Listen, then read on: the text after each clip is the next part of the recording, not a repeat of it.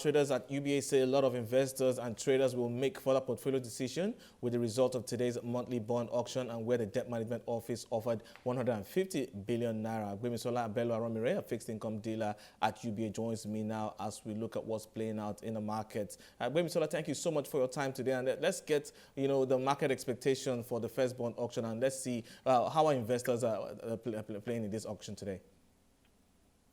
Okay, hi Ken, thank you for having me.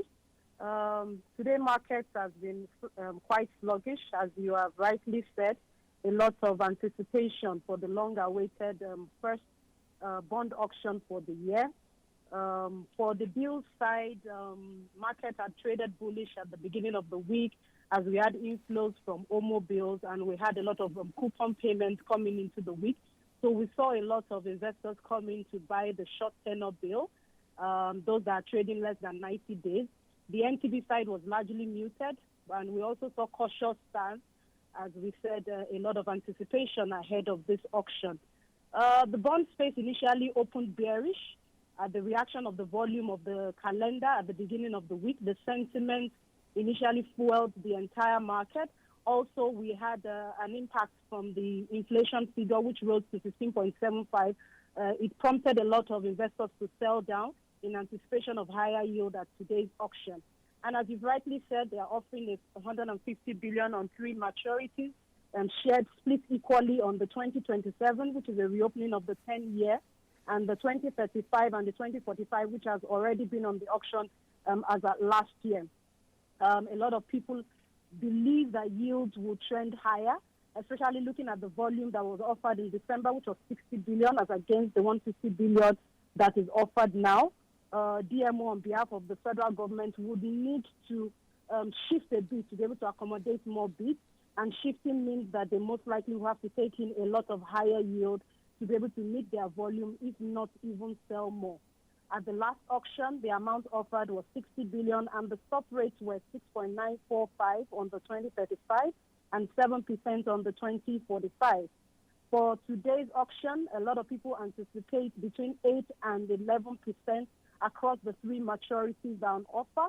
We anticipate an oversubscribed auction, judging by the amount and also by the amount of coupon payments that are coming into the market this week, and the amount of coupon payments that will be paid for the whole of January. All right, Mimi, but when you look at what we're seeing with the levels of inflation that is currently on, what kind of margins can we expect from yields that will keep investors still rooted in the fixed income market? Well, we are not expecting to see yields to come out higher than the inflation rate. Of course, we are not expecting a 15% level, but of course, it's going to close the gap between the negative carry, the negative real rate of return. As you've seen in the past, a lot of investors in the fixed income market has actually moved into the equities market. But if we see higher yield at this bond auction, it is going to close the negative terrain. So we might see a lot of people flock back into the fixed income market. If we look at the last NTB auction, rates increased marginally across the 3 maturities, which is already giving slight signal of that rate might increase. So, but if you also look at the cost of borrowing, if government is going to look at the cost of borrowing, they might not increase to double digits on the bond offer.